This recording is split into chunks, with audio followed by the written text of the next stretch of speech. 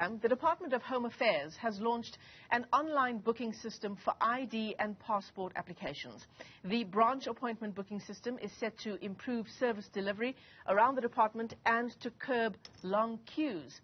So the department's Deputy Director General for Policy, that's Thulani Mavuso, joins us now for more on this story. Thulani, it's great to speak to you on what I'm sure is a very welcome development, but I do have a problem with the top line of your department's statement insofar as this new initiative is concerned, that people who book online will be given first priority when visiting Home Affairs offices. Is this fair in a country like ours with limited access to the internet? Good morning, and good morning to your viewers. Let me then begin by saying that the Minister, he indicated, I think, on a number of occasions, that we want to be able to serve the clients better so that they experience Home Affairs different from what they've been experiencing in the past. Now, on your question in terms of fairness, remember, if you look at smartphone penetration in the country, it has now exceeded over 90% of the population. What it means is that people are having access and can be able to book online. I think in the same way that everybody who's vaccinated today had to use an EVDS system, and there were no issues around the use of the EVDS system. But also we want to protect people from waking up at 4 or 5 in the morning to come to our offices because they want to stand in those long queues. But also we have been frustrated by people who come in the office and queue in order to sell the slots to the public. We've tried to curb that particular problem. So this is our response to a much wider problem that is affecting society, because when people see those queues, they don't realize that we have actually people who are infiltrating the queues not for the purpose of asking for service, for the purpose of doing their own business there. But they point then at fingers at Home Affairs to say that you're actually having a lot of long queues, but only to find that actually this is a result of unscrupulous elements that are doing that. So really, the public has been asking us, why don't we make an appointment so that we can come? But also we are not doing an appointment for all the products. Remember, as we have indicated in our minister's speech, and also the deputy minister did expand on that. We're only doing it for 2 products only. If you want death registration, we can't say you must make an appointment because death is a natural occurrence. So that one we're not going to do.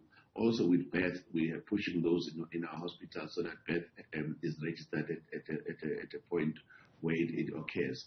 So really we are doing this for smart card and passport because those are high volume products that are in demand, yes. Right. So then I suppose the next question is, I mean, there are a lot of challenges at Home Affairs offices insofar as computers are concerned. Some are outdated.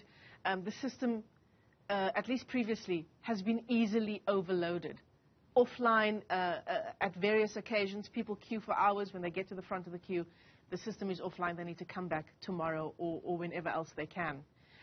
With this upgrade of taking bookings for passports and IDs online, did it come with a system upgrade as well? In terms of the system upgrade, we are doing tech refresh all the time. I mean, our offices are getting new equipment every year. We look at which office, for example, receive equipment because the lifespan of most of the equipment is 3 years. So we've got a budget for us to do technology refresh from time to time. So we are really doing that. So that's the first issue that we'd like to say. Then the second part to that is that there is a review of the architecture of the network that we are currently doing, again, together with our state information technology agents. So work is being done to be able to improve the technology.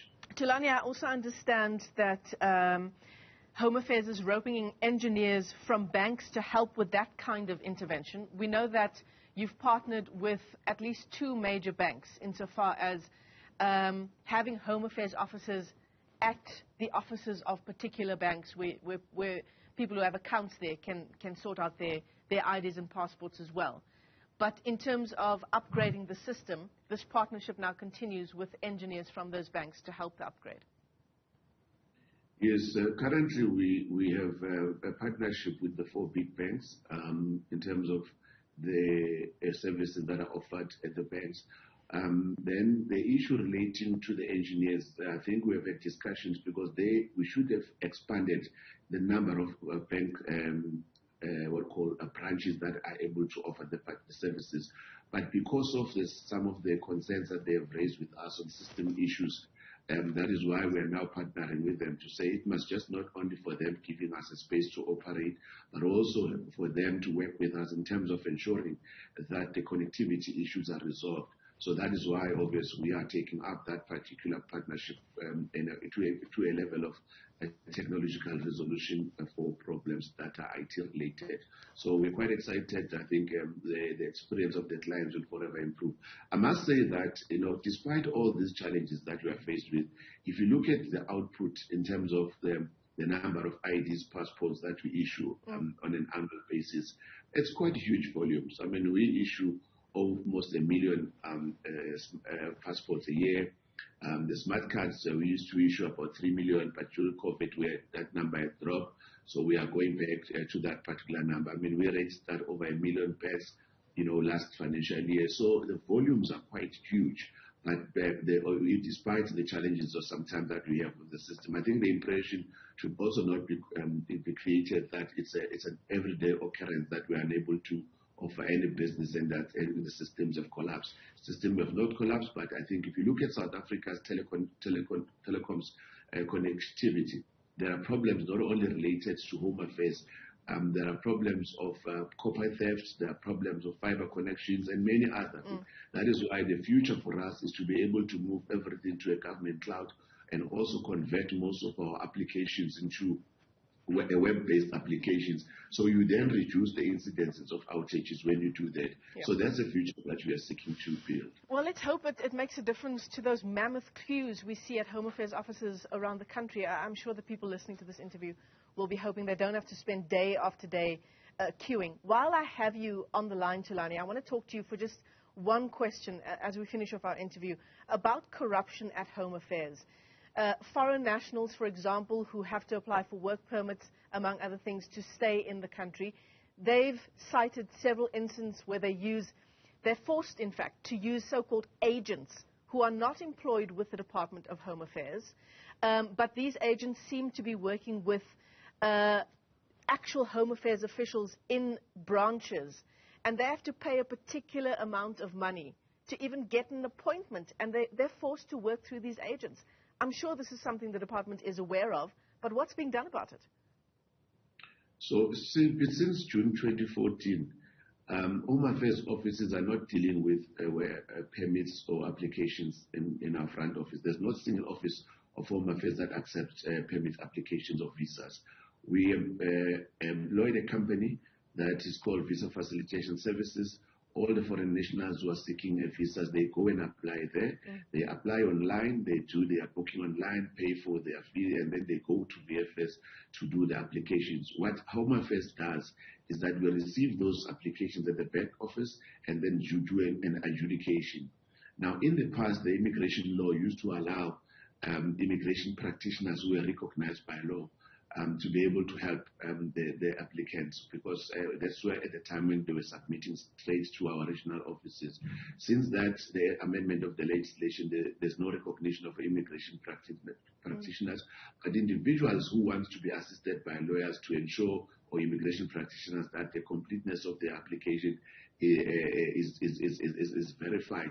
That is permissible. So those who act as agents like that, they are not doing it on behalf of the department or as authorized by the department.